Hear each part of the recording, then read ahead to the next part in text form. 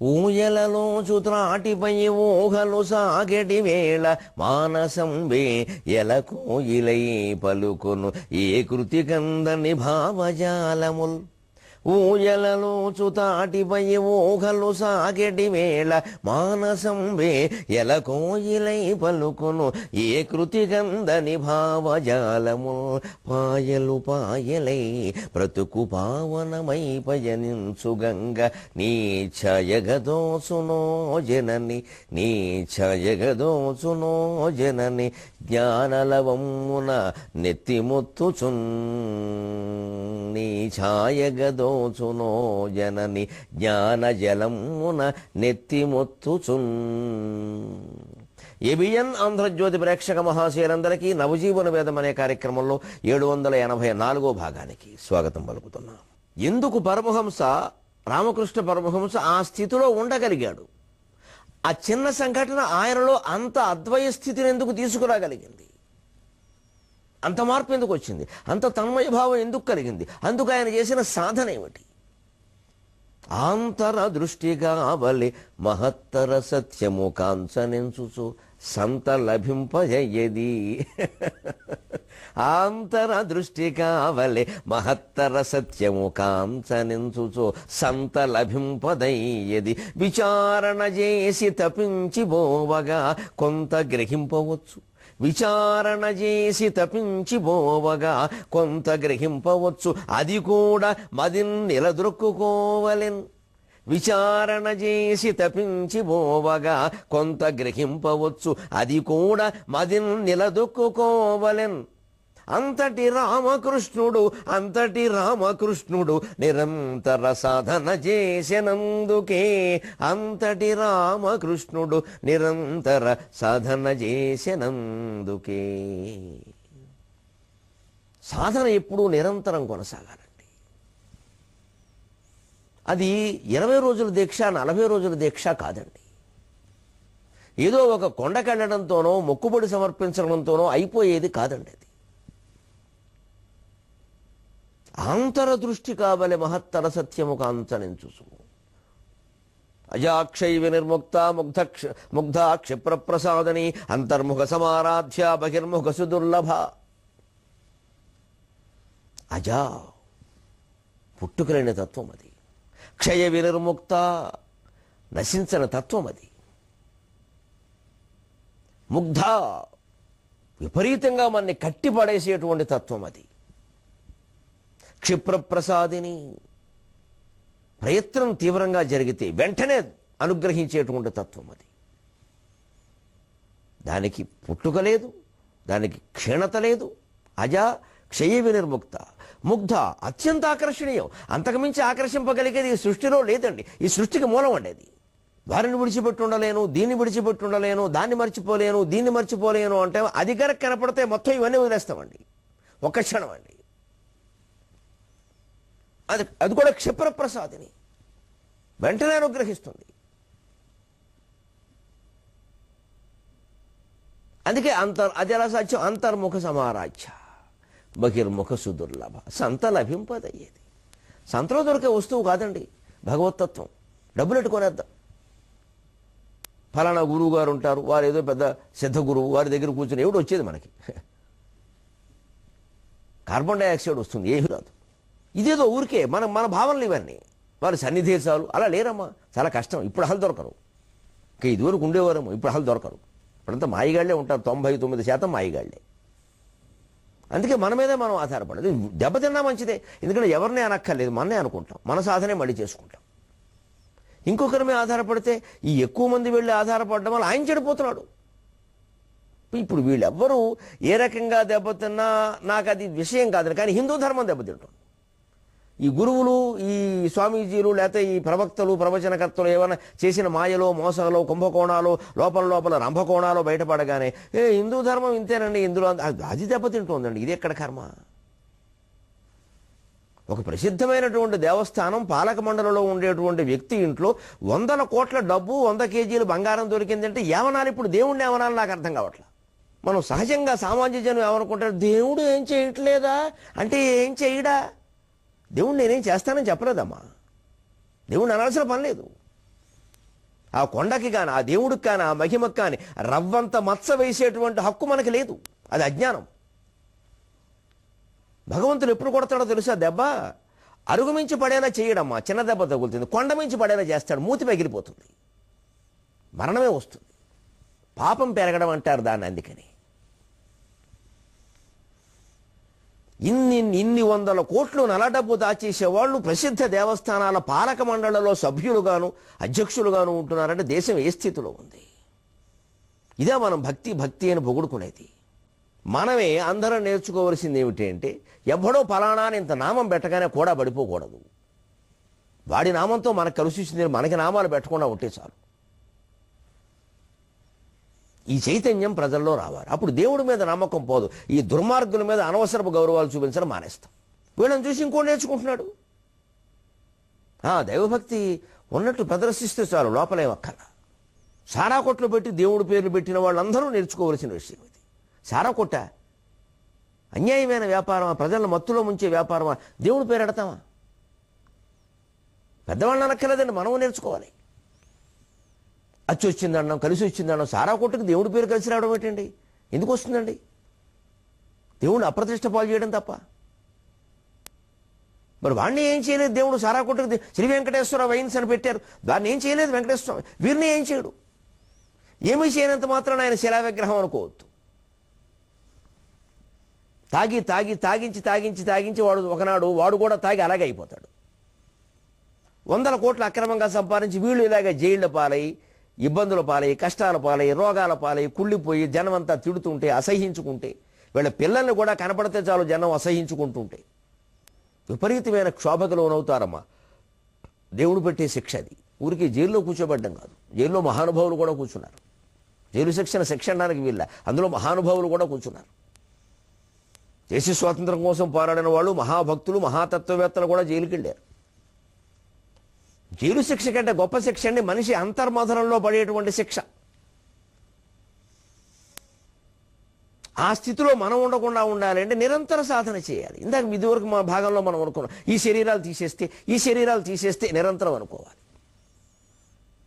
మనకు అవసరమైన డబ్బు కంటే ఎక్కువ సంపాదించాలి, ఎవడైనా ఇస్తుంటే తీసుకోవాలి, చుట్టూ పేర్చుకోవాలి అని మనకు అనిపిస్తున్నప్పుడు ఈ శరీరం తీసేస్తే ఈ కారు ఎందుకు? శవాన్ని పడుకోబెట్టానక?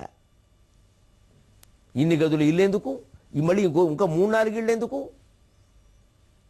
పోనీ 2 పిల్లలు ఉన్నారు, 2 ఇళ్ళు, 4వ ఇళ్ళు 6వ ఇళ్ళు ఎందుకు? మళ్ళీ మనం ఇచ్చినా కూడా వాళ్ళు సంపాదిస్తారు. మళ్ళీ ఇల్లు అమ్మేస్తాడు, ఇంకోటి కొంటాడు.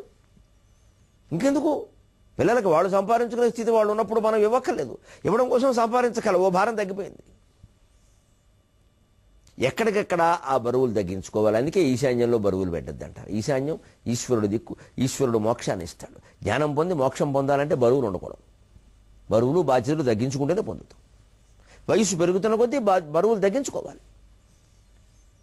మన కార్యక్రమాలు మనమే తగ్గించుకోవాలి, ప్రశాంతంగా ఉంటాం. ఇప్పుడు సగం తగ్గించుకుందుకు అలవాటు పడ్డాం కాబట్టి రేపు పూర్తిగా తగ్గిపోయినా కూడా నిశ్చింతగా ఉండగలుగుతాం. అయ్యో నన్ను ఎవరు పిలవట్లేదు, నాకెవరూ ఫోన్ చేయట్లేదు, నేను కనపడితే ఎవరు గుర్తుపట్టి నమస్కారం చేయట్లేదు, ఈ దరిద్ర భావన ఉండదు. ప్రశాంతంగా ఉంటాం.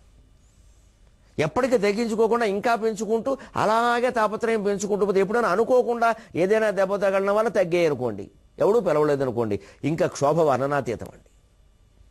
బతికి చెడ్డవాడు అంటారు వాడిని. ఇంక తట్టుకోలేవండి, ఇంకా మనిషిని పట్టుకోలేవండి. ఇంకా ఎంత గుండెలు నిరసించిపోతూ ఉంటాయి వాడికి. ఎందుకంటే ఇదివరకు అన్ని చోట్ల మనమే కనబడ్డాం, ఇప్పుడు ఎవడో మన పిలవట్ల. తప్పదు, ఎవరికైనా తప్పదు ఆ స్థితి. అందుకే వేషం బాగుండగానే వేదిక దిగిపోమన్నారు. ఆ చేయవలసిన దిగిపోయి ఏం చేయాలి? ఖాళీగా కూర్చొని చుట్టకాల్చుకోవడం కాదు, తత్వచింతన ఏకాంతంగా గడపడం.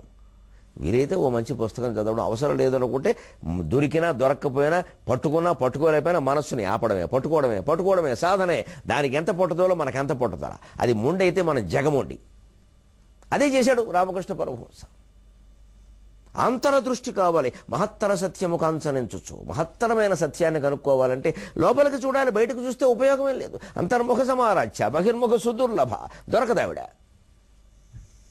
సంత లభింపదయ్యేది. సంతలో దొరికే వస్తువు కాదు నీ డబ్బెట్టు కొనుక్కోవడానికి. దేవుడు గుళ్ళో లడ్డూలు దొరుకుతాయి, బ్లాకులో కూడా దొరుకుతాయి. కాస్త డబ్బులు ఎక్కువ ఇస్తే పెద్ద లడ్డు ఇస్తారు. దైవానుగ్రహం కాదు, అది ప్రసాదం అంటారు. ప్రసాదం అంటే అనుగ్రహం, అది లడ్డు, ప్రసాదం కాదు. ప్రసాదం అంటే అనుగ్రహం. అనుగ్రహాన్ని ఎవరు డబ్బెట్టు కొనలేరు.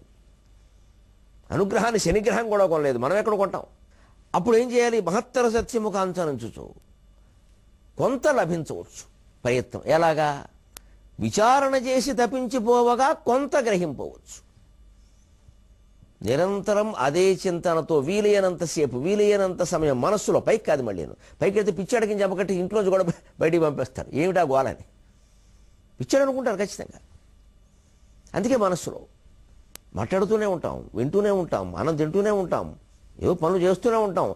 అంతే. నిత్యం బ్రహ్మ నిరంతరం విమృశత నిర్వ్యాజ శాంతాత్మన చింత్యాచింత్య పదార్థముద్వౌ విశ్రాంతి శ్రాంతిదాయకౌ చింత్యం బ్రహ్మ పరం నాణ్యతు ఇది వేదాంతరిండివక.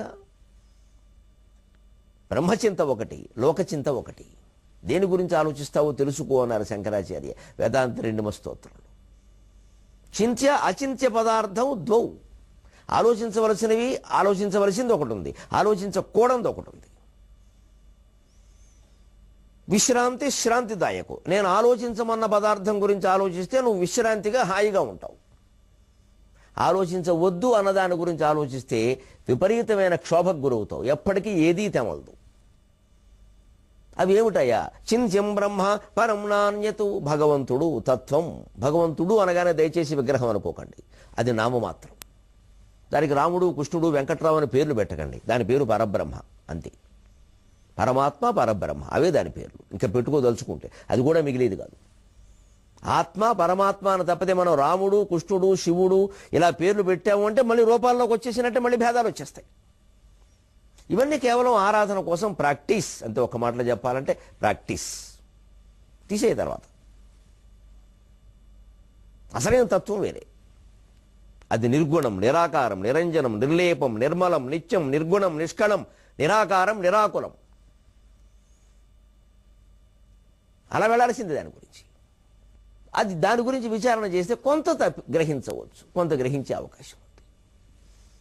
అది కూడా ఎంత తీవ్రంగా తపన పడితే అంత తొందరగా వస్తుంది. అందుకే క్షిప్రప్రసాదిని, ముగ్ధ క్షిప్రప్రసాదిని. అసలు ఆ దృష్టి దాని మీద పడితేనండి క్రమక్రమంగా ఈ దృష్టి తగ్గిపోతుంది.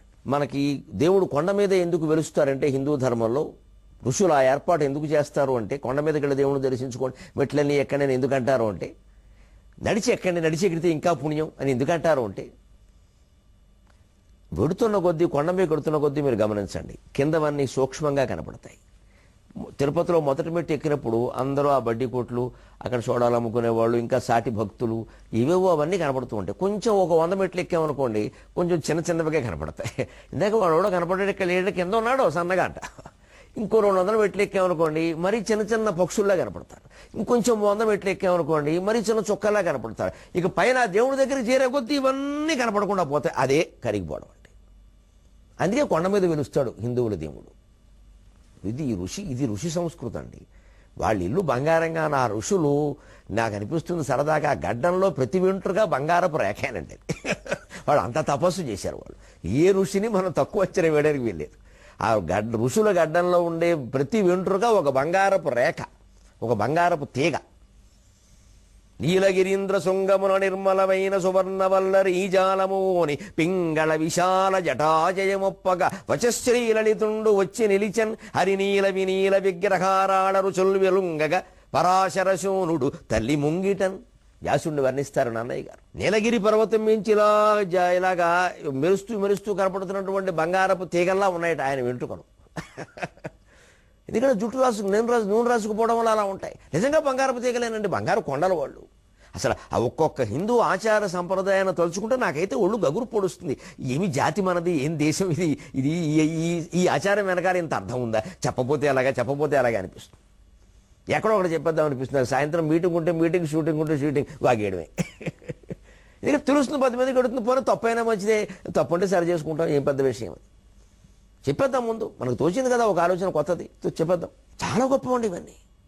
కొండ మీద గడుతున్న కొద్దీ కిందివన్నీ సూక్ష్మంగా కనపడతాయి. ఆత్మకు చేరువవుతున్న కొద్దీ లోకం చాలా చిన్నదిగా, కొన్నాళ్ళకి పనికి మాలిందిగా, పనికిరాందిగా, అనవసరమైందిగా, అంతేకాదు పెద్ద తలనొప్పిగా కనిపిస్తుంది. అప్పుడు ముగ్ధ క్షిప్రప్రసాదిని, ముగ్ధ అందుకోగలిగాం. ఇంకా క్షిప్రప్రసాదం వెంటనే అనుగ్రహిస్తుంది. రావడం కోసం చూస్తుంది. బిడ్డ రావాలని తల్లి చూస్తుందండి, రాకపోతే తల్లి వస్తుందండి. అమ్మవారు అటువంటిదే. అది భగవంతుని యొక్క తత్వస్థితి.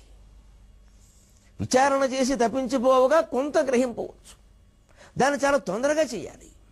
ఎందుకని సుప్తేరుత్థాయ సుప్త్యంతే బ్రహ్మైక్యం చింత్యతాం పరం నాతి దూరే నృణాం మృత్యు ఇది వేదాంత రెండిమక. పొద్దున లేచింది మొదలు రాత్రి పడుకునే వరకు పరబ్రహ్మచింత ఒక్కటే చేయవయ్యా. నేనెవరు నేనెవరు నేనెవరు, దేవుడెవరు నేనెవరు, నేనెవరు దేవుడెవరు తేలిపోవలసింది.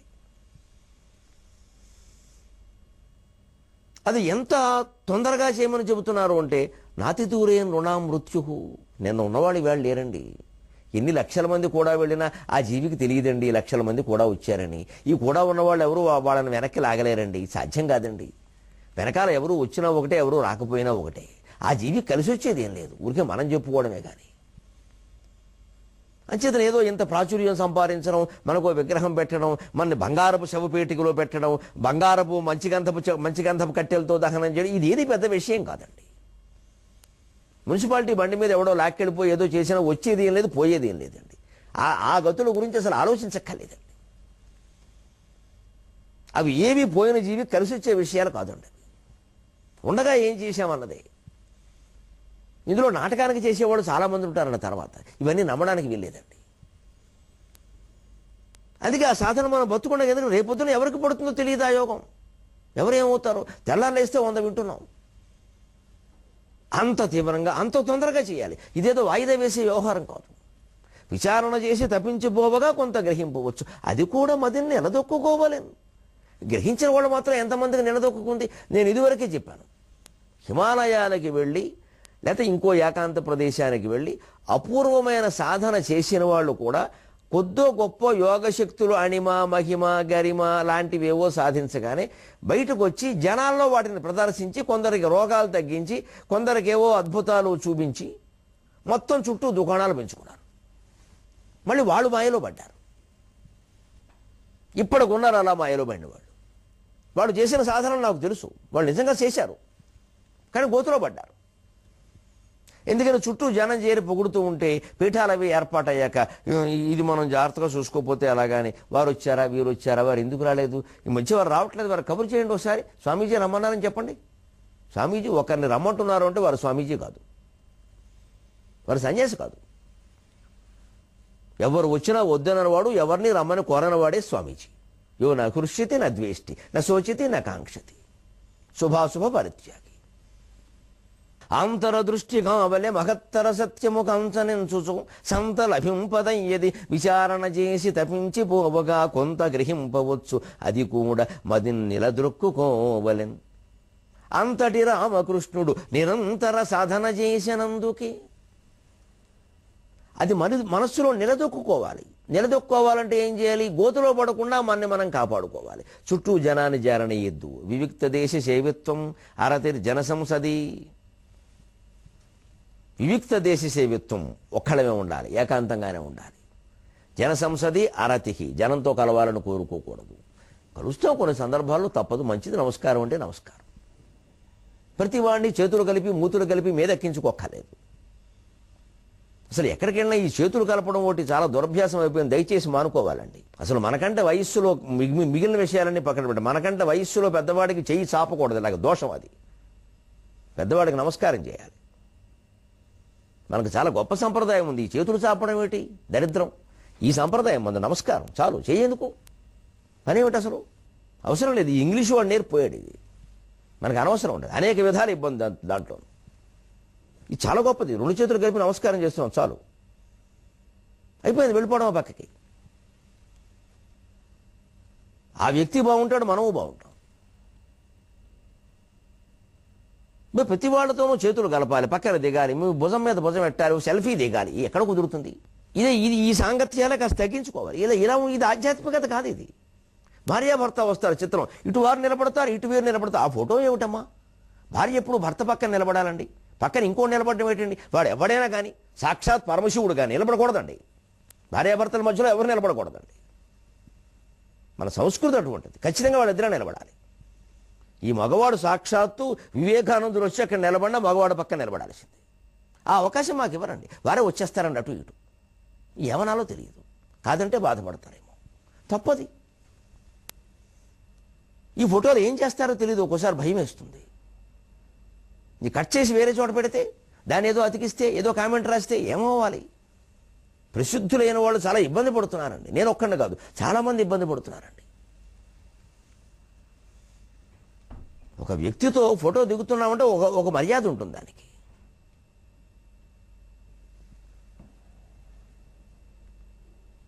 ఏమీ లేవు, ఏ మర్యాద లేవు, ఊరికే మాకు కనిపించారో సెల్ఫీ దిగం. దేనికి?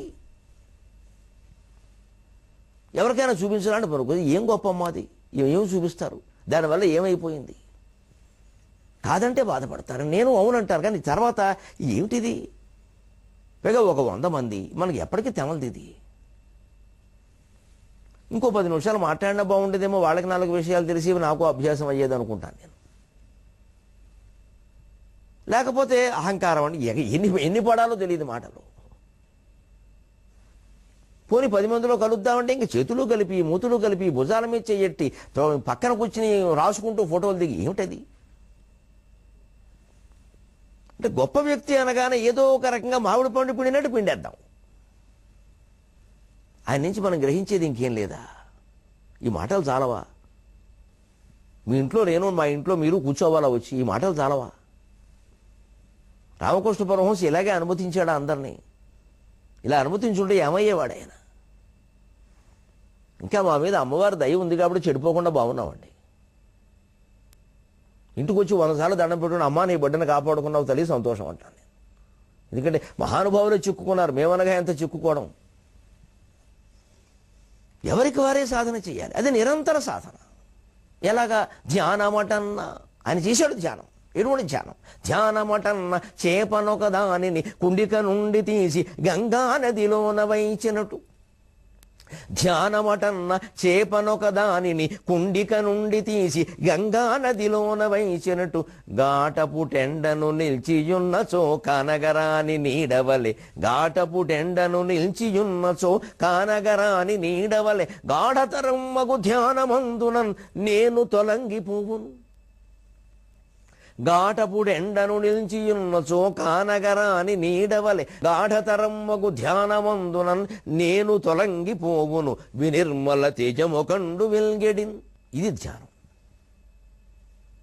ధ్యానమటన్న చేపనొక దానిని కుండిక నుండి తీసి గంగానదిలోన వైచినట్టు. అంటే మన భావం విశాలం కావడం ధ్యానం. ఒక్కసారి ధ్యానానికి మనం కూర్చున్నాము అంటే, ఆ లేచిన తర్వాత ఈ శరీరాలు తీసేస్తే ఆ మాట రావాలండి. మళ్ళీ మేము ధ్యానం చేసామన్నాం, ఫలానా గురువు గారు అన్నాం, ఆ ధ్యానం గొప్పదన్నాం, దానికి 5,000 ఫీజు అన్నాం, ఇవన్నీ ఉన్నాక ధ్యానం కాదు, ఇది పరధ్యానం. మీరు కూడా అక్కడికి రండి అన్నాం, అంతకు ముందు ఏమీ లేదండి, ఆయన వచ్చాకే దేశం బాగుంది, ఇవన్నీ భయంకరమైన అజ్ఞానాలు. ఇవన్నీ వాళ్ళ పీఠాలు బాగుపడ్డానికి పనికొస్తే మనకి ఏమీ రాదు ఇందులో. వెంటనే ఒక 10 నిమిషాలు, పావుగంట లేదా 10 రోజుల పాటు వరుసగా ఒక అరగంట సేపు అలా ధ్యానం చేశామంటే మనలో ఏ మార్పు రావాలి? చేపనొక దానిని కుండిక నుండి తీసి గంగానదిలోన వేసినట్టు. ఒక చిన్న చెంబులో పొరపాటులో చేప పిల్ల పడితే అదేదో దానికి ఆ నీళ్లు చాలు, ఆ దశకి అవేవో తిరుగుతూ బాగానే ఉంటుంది. కాసేపటి దానికి అనిపిస్తుంది ఏదో ఇది ఇరుగ్గా ఉన్నట్టుంది అని. ఈ మనిషి ఏదైనా నదికి స్నానానికి వెళ్ళినప్పుడు ఈ చెంబులోంచి అది అందులోకి దూకుతుంది, అమ్మాయ అనుకుంటుంది అది. మన మనస్సు అలా అవ్వాలి. ఈ చేప కుండిక నుంచి గంగానది అంటే ఈ శరీరం నుంచి మన మనస్సు విశాల ప్రపంచంలో గడిపోవాలి. అన్నీ నేనే, అంతా నేనే. అదిగో ఆ కుక్క పిల్ల కుంటుతోంది, అది నేనే. పాపం దాని కాలికి ఎవరు ఏం చేస్తారు, మనం ఏమైనా చేయగలమా? ఇక్కడ పశువుల ఆసుపత్రులు ఉంటే ఒకసారి తీసుకెడదామా? అప్పుడు మనుషులకు సేవ చేయమని వేరే చెప్పక్కల. ఇది విశాల భావన. దీనివల్ల ప్రపంచం చాలా బాగుంటుంది. నిజానికి మతం అంటే ఇది, దైవం అంటే ఇది. ఆత్మవత్ సర్వభూతాని భగవద్గీతలో చెప్పిన మాట. కొత్త మాట ఎవరు చెప్పలేదమ్మా, ఏం లేవు కొత్తవి. కొత్త గా చెప్పడం ఉంటుందేమో కానీ కొత్త వి చెప్పడం ఉండదండి. పాతవే కొత్త గా చెబుతాం అంతే. చేపనొక దానిని కుండిక నుండి తీసి గంగానదిలోన వేసినట్టు. ఎలాగా? గాటపుట ఎండను నిలిచియున్నచో కానగరాని నీడవలే. గాఢతరమ్మగు ధ్యానమందున నేను తొలంగిపోవు. క్రమంగా మనకి నేను అనగానే మీరెవరండి అనగానే మేము ఫలానా కులమండి ఫలానా శాఖ అండి మా వాళ్ళలోనండి ఈ మూతి సాగతి తాగిపోవాలి. దీనికి ముగింపు పలకాలి. ఈ నేను మా వాళ్ళు ఈ దరిద్రపు మాటలు పోయినప్పుడే మనం ఆధ్యాత్మిక తత్వానికి చేరువైనట్టు లెక్క. అసలు నేనే ఎక్కువ అంటే మళ్ళీ మా వాళ్ళు ఒకటి మనవాళ్ళు ఒకటి ఈ 4 అక్షరాలు పోవాలి. ఇది పెద్ద శని దేశానికి మనవాళ్ళు అనేది. దేన్ని బట్టి మనవాళ్ళు, ఏ రకంగా మనవాళ్ళు? ఏదో ఈ కులంలో ఈ చోట ఉండబట్టి, ఉండకపోతే